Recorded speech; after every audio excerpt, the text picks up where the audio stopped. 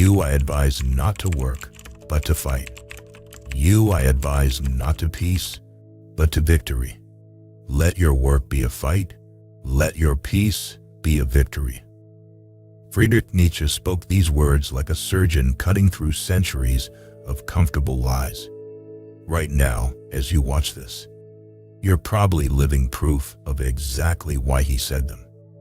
You've been conditioned to believe that a good life means avoiding friction, smoothing over disagreements, and keeping everyone around you content. Yet here you are, feeling like something essential is missing from your existence. The missing piece isn't more peace. It's the willingness to engage in the right kind of conflict. Look around you. Notice the people who command genuine respect, who seem to move through life with authentic confidence, who attract others without trying. These aren't the people who avoid every difficult conversation or who bend themselves into pretzels to avoid disappointing anyone. They're the ones who've learned to navigate conflict with skill and courage, who understand that friction often creates the most beautiful things in life.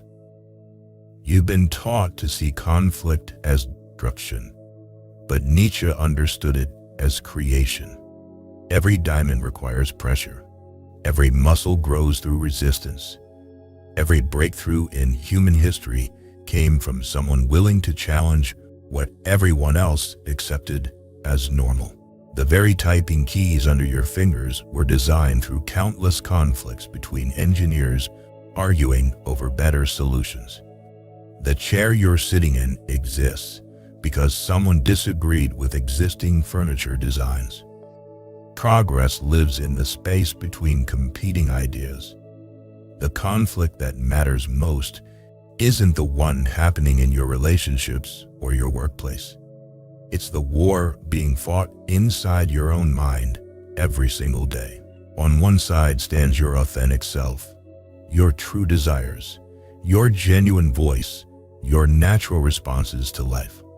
On the other side stands a committee of internalized voices telling you to be smaller, safer, more acceptable. Most people surrender to this committee without ever realizing they're in a battle. They spend decades following scripts written by parents, teachers, bosses, friends, society, never asking whether these scripts actually serve their highest good. They become experts at reading the room, at saying what others want to hear, at being whoever the situation demands they be. They develop an almost supernatural ability to sense what response will create the least waves, what opinion will generate the most approval, what version of themselves will be most palatable to others. This surrender feels peaceful on the surface, but underneath it breeds a particular kind of despair. The despair of someone who has traded their sovereignty for approval, their authenticity for acceptance, their power for the illusion of safety. They wake up one day wondering who they actually are beneath all the masks they've learned to wear. They look in the mirror and see a stranger, someone who has become so skilled at being what others need that they've forgotten what they themselves want. The path back to yourself requires a different kind of courage than most people understand. It's not the courage of the warrior charging into battle, shouting and waving weapons. It's the quiet courage of the person who speaks their truth, even when their voice shakes. It's the steady courage of someone who sets boundaries, even when others call them selfish. It's the patient courage of building a life that reflects your values, even when others don't understand your choices. This courage develops through practice, through small acts of rebellion against the forces that want to keep you compliant and predictable. It grows each time you choose honesty over harmony. Each time you prioritize your integrity over someone else's comfort. Each time you say no to something that doesn't align with who you're becoming. Like a muscle that strengthens with use, your capacity for authentic living expands every time you choose truth over convenience. The beautiful irony is that the people who learn to embrace necessary conflict often become the most peaceful people you'll ever meet. Not the artificial peace of someone who's given up fighting for themselves, but the deep peace of someone who knows they can handle whatever life brings. They've developed what Nietzsche called the will to power, not power over others, but power over their own reactions, their own choices, their own destiny. They move through the world with a calm confidence that comes from knowing they won't betray themselves for anyone's approval. This kind of person doesn't need to prove anything to anyone because they've already proven everything that matters to themselves. They don't need to control how others see them because they're too busy becoming who they're meant to be. They don't need to avoid conflict because they've learned to dance with it, to use it as fuel for growth rather than evidence of failure. They understand that disagreement isn't personal attack, that resistance isn't rejection, that tension isn't necessarily toxicity. But reaching this level of inner sovereignty requires you to disappoint some people along the way. It requires you to let go of relationships that only worked when you were smaller than you actually are. It requires you to stop participating in conversations that diminish your spirit, to stop accepting treatment that doesn't honor your worth, to stop pretending agreement when you feel resistance in your bones. This is perhaps the most difficult part of the journey, because it means acknowledging that some relationships in your life were built on your willingness to be less than yourself. The people in your life will test your commitment to this new way of being. Some will try to guilt you back into your old patterns, telling you that you've changed, that you're not as nice as you used to be, that you're becoming difficult. They'll use your desire to be loved against you, your fear of rejection as a weapon to keep you in line. They'll remind you of all the times you were accommodating, all the sacrifices you made, all the ways you used to put their needs first. They'll make you feel selfish for finally putting yourself in the equation. This is where most people falter. They mistake these reactions for evidence that they're doing something wrong, rather than recognizing them as proof that they're doing something right. The discomfort others feel when you start living authentically isn't your responsibility to fix. It's information about who they really are and what your relationship was actually based on. When someone gets upset because you're no longer willing to sacrifice yourself for their comfort, they're showing you that they never valued you as much as they valued what you could do for them. Real love, real friendship, real connection can handle your authenticity. In fact, it requires it. The people who belong in your life will celebrate your growth, even when it challenges them to grow as well. They'll respect your boundaries, even when those boundaries inconvenience them. They'll appreciate your honesty, even when your truth isn't what they wanted to hear. They'll love you more for being real than they ever did for being convenient. Everyone else was never really in your corner anyway. They were just people who benefited from your willingness to make yourself small, from your habit of putting their needs ahead of your own, from your fear of disappointing them. Losing these people isn't losing anything real. It's clearing space for connections that can handle the full spectrum of who you are. It's making room for relationships based on mutual respect rather than one-sided accommodation. The transformation from people pleaser to authentically powerful person doesn't happen overnight. It's a daily practice of choosing courage over comfort, truth over approval, growth over safety. Some days you'll succeed brilliantly, speaking your mind with confidence and grace. Other days you'll catch yourself slipping back into old patterns, saying yes when you mean no, agreeing when you disagree, shrinking when you should expand. Some conversations will leave you feeling proud of how you handled yourself, while others will have you replaying every word, wondering why you didn't speak up more forcefully. This is normal. This is human. The goal isn't perfection, it's progress. Each time you notice yourself compromising your authenticity, you have a choice. You can beat yourself up for the mistake, or you can use it as information about where you still need to grow. You can see it as evidence that you're hopeless, or as proof that you're becoming more aware of your patterns. The very fact that you notice when you're being inauthentic is a sign that you're awakening to who you really are. The awareness itself is power. Once you start noticing how often you bend yourself to fit into spaces that were never meant for you, you can't unsee it. Once you recognize how exhausting it is to constantly monitor and adjust your behavior to keep others comfortable, you can't unfeel that exhaustion. Once you taste the freedom that comes from expressing your truth, you can't go back to finding that same satisfaction in living lies. The contrast becomes too stark, the cost too obvious, the benefit too compelling. This growing awareness will make you hungrier for authentic living and less tolerant of situations that require you to be inauthentic.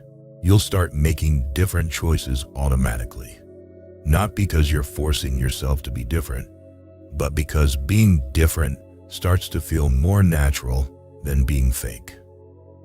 Your authentic responses will begin flowing more easily than your performed ones. Your real opinions will feel more comfortable in your mouth than borrowed thoughts. Your genuine emotions will seem more trustworthy than manufactured feelings. You'll begin to see conflict not as something to avoid, but as a tool for creating the life you actually want. When someone tries to pressure you into something that doesn't feel right, instead of automatically saying yes to avoid conflict, you'll recognize this as an opportunity to practice setting boundaries.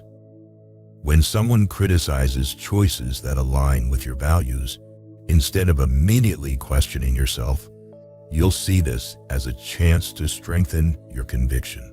When someone tries to make you feel guilty for prioritizing your own well-being, you'll understand this as information about their character, not yours. The skill of engaging in productive conflict becomes one of your most valuable assets. You learn to disagree without being disagreeable, to stand firm without being rigid, to protect your boundaries without attacking others. You develop the ability to stay calm in the center of someone else's storm, to respond rather than react, to engage with courage rather than fear. You master the art of saying difficult things with kindness, of standing your ground with grace, of defending yourself without becoming defensive. This doesn't mean you become harsh or insensitive. Quite the opposite. When you're not constantly depleting yourself by trying to be everything to everyone, you have more genuine care to offer the people who matter. When you're not exhausted from living inauthentically, you have more energy for real connection. When you're not afraid of conflict, you can navigate difficult conversations with grace and skill.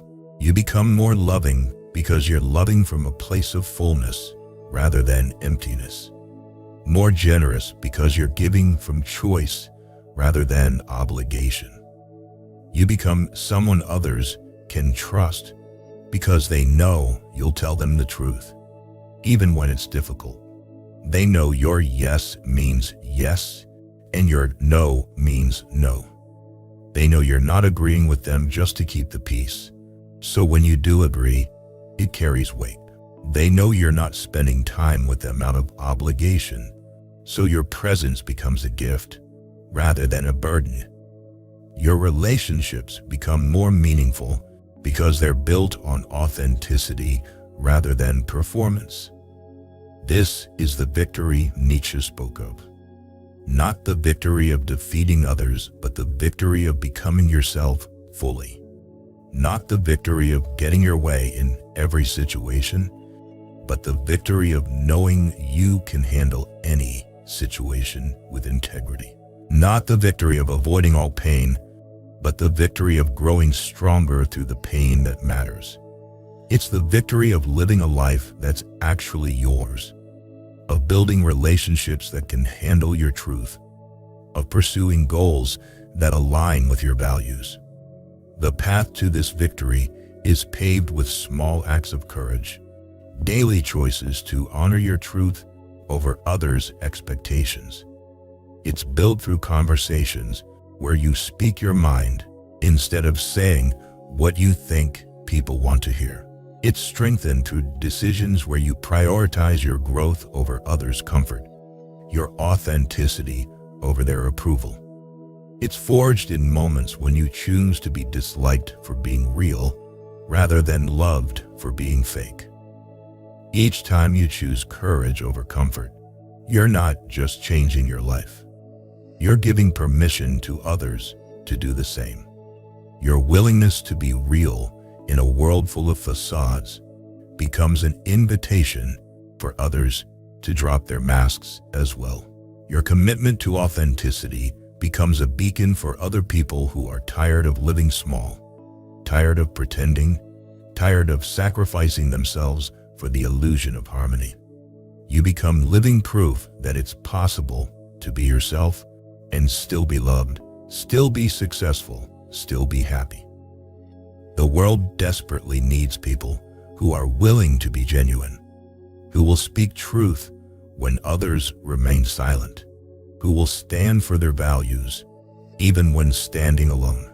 These people become catalysts for positive change, not because they're trying to change anyone else, but because their example makes change seem possible.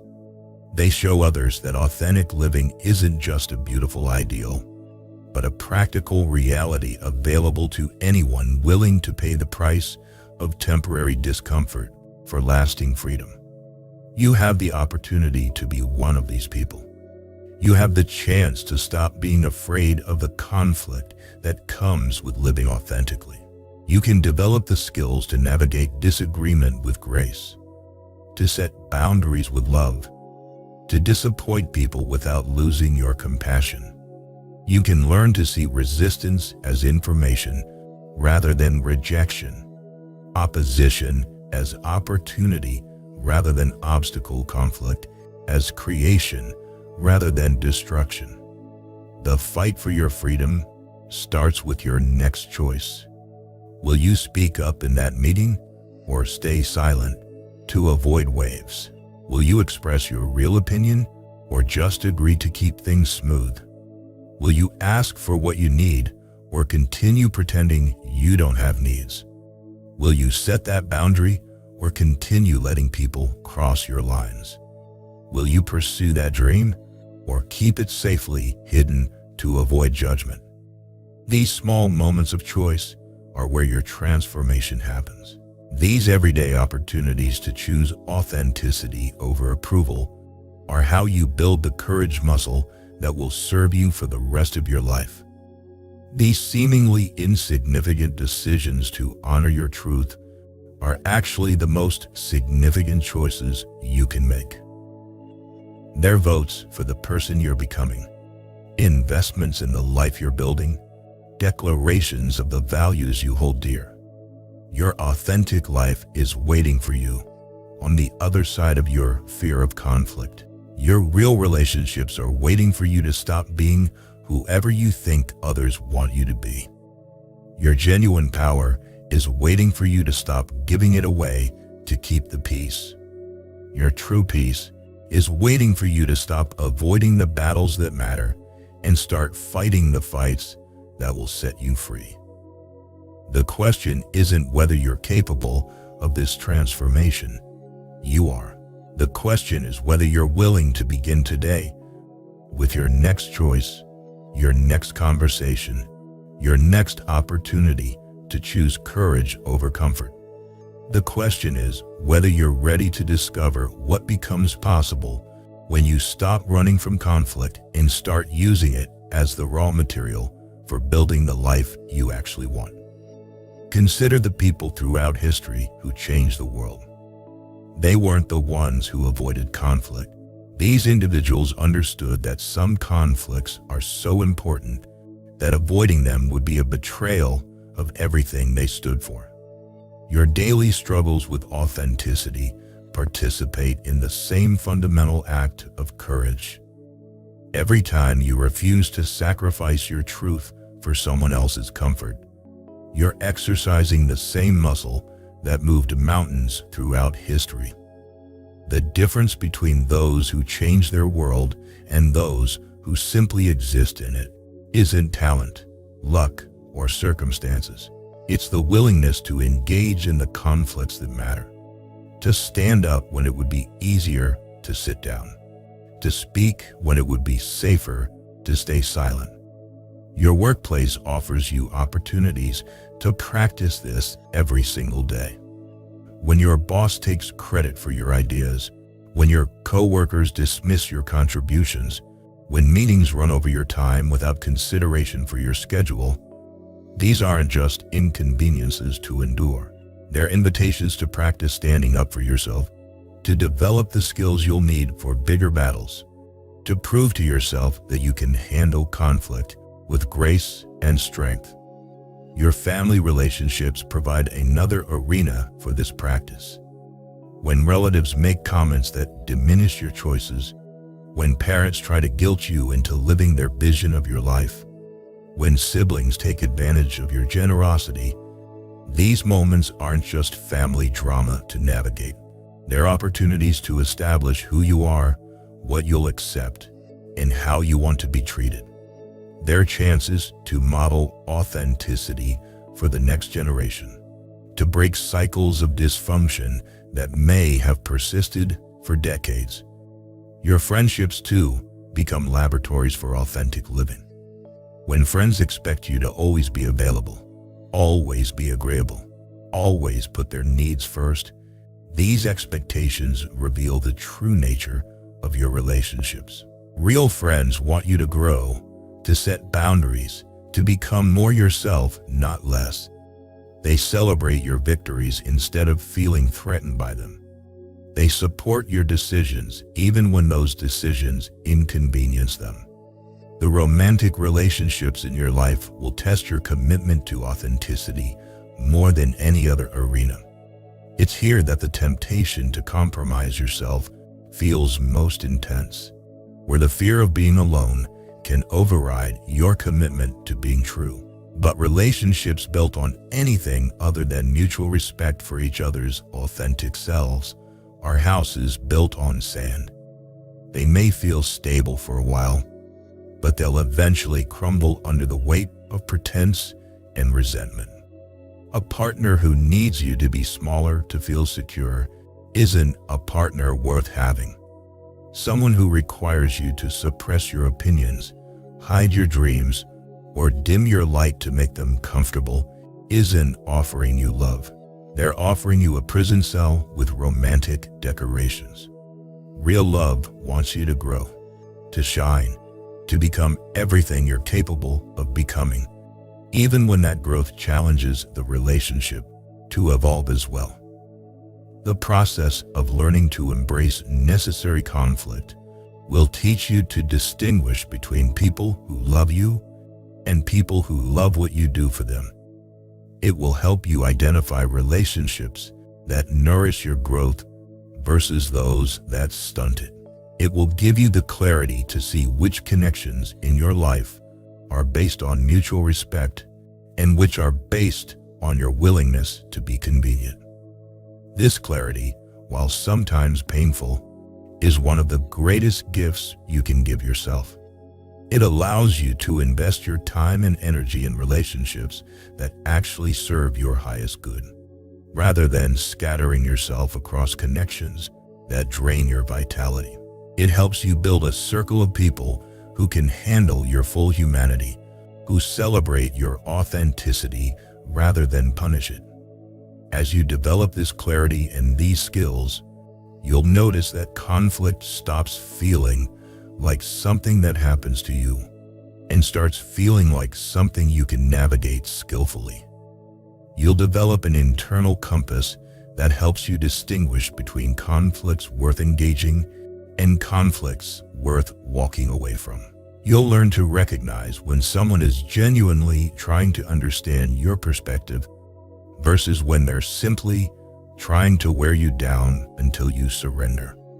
You'll also discover that many of the conflicts you feared were actually far less dangerous than you imagined. Most people respect authenticity, even when they don't initially like what your authenticity reveals. They may disagree with your choices, but they'll often respect your right to make them. They may not understand your boundaries, but they'll usually honor them once you establish them clearly and consistently. The few people who react with genuine hostility to your authenticity are usually revealing more about themselves than about you. Their anger often stems from their own discomfort with their lack of authenticity, their own fear of the conflicts they've been avoiding, their own regret about the ways they've compromised themselves. Your courage to be real holds up a mirror that they're not ready to look into. This understanding helps you respond to criticism with compassion rather than defensiveness. You can acknowledge their discomfort without taking responsibility for it. Maintain your boundaries while still treating them with dignity. The ultimate goal isn't to win every conflict or get everyone to agree with you. The goal is to live with such integrity that you can sleep peacefully at night, knowing you've been true to yourself and fair to others. This is the freedom Nietzsche was pointing toward when he spoke of victory through conflict. It's the freedom to choose your consequences consciously, to align your actions with your values regardless of what others think. It's the freedom to disappoint people without betraying yourself, to be disliked for your truth rather than loved for your lies. The fight for your freedom begins now. Are you ready to win?